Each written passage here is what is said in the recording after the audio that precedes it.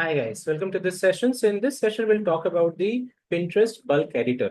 So this is going to be one feature on the platform which will help you to upload multiple campaigns in one go. So if you have a lot of campaigns which you're planning to build out on the platform, you can use this feature to upload it and then start running them rather than creating those campaigns one at a time.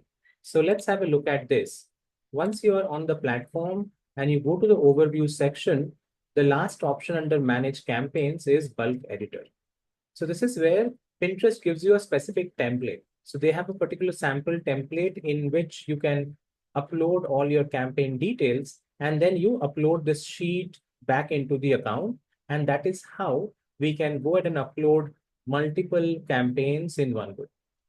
So just to show you how this template looks like, so this kind of data is what they would require us to provide. So wherein we have to give the campaign name, okay, and specific information which you will have to provide out here. And then you can go ahead and upload this sheet back into the backend of the Pinterest ads account.